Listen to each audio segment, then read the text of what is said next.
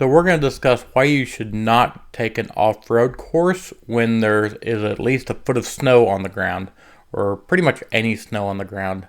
And the main reason why is it turns that entire off-road course into a giant mud pit in a sense. It's not mud, but the snow is so slick it pretty much makes everything into a giant mud pit. And another thing is, if you have a foot of snow out and you have a 1 foot rock on that course, then all of a sudden that rock disappears. You can't see it. And you could be going along and all of a sudden, boom, you hit that 1 foot tall rock, blew out your entire front end. So this is easily going to happen to you, and it happened to me. So when I was driving along, it was about maybe a foot to 18 inches, something around there, of snow. And I was driving down this hill that looked pretty smooth. It looked like a nice smooth hill, but because the wind blew all the snow flat, it wasn't smooth.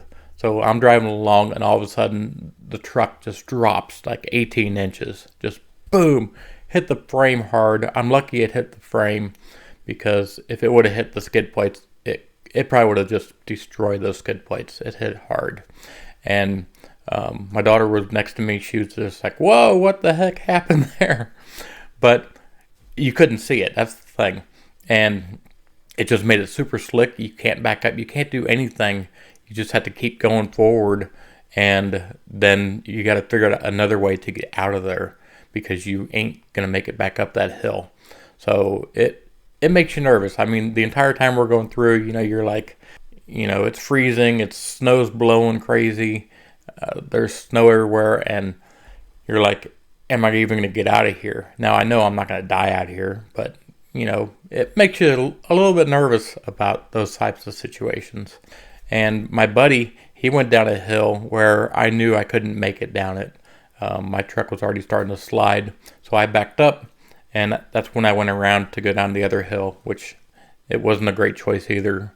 But when I got over there, he was stuck, and we couldn't do anything with his truck.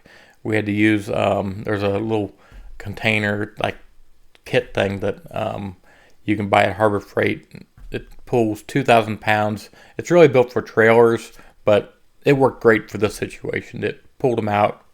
A winch would absolutely be the greatest thing in the world for this situation, but because I didn't have a winch, we have to use what we got. And I had to come along, and I had that weird winch thing, trailer winch, and it did the job. If we had to do a come along the entire time, we would have been, it was about a 2-hour recovery that it took us during the snowstorm.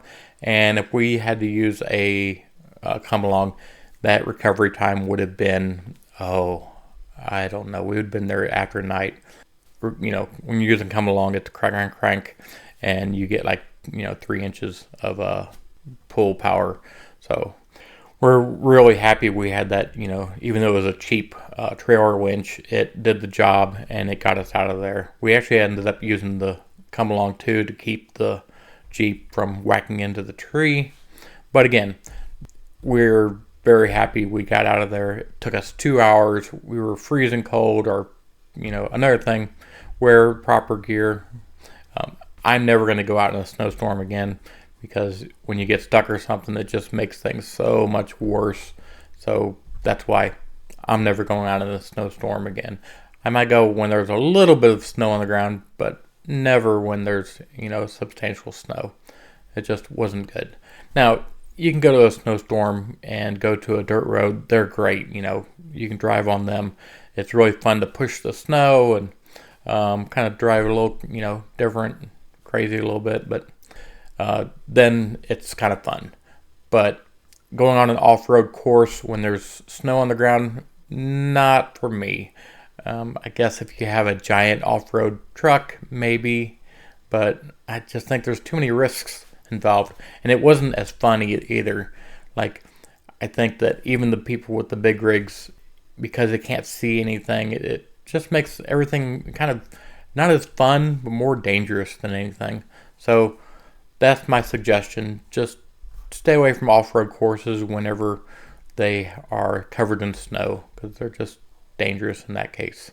So that's it for this episode. And if you like what we're doing, please subscribe. You all make it happen. We'll see you next episode.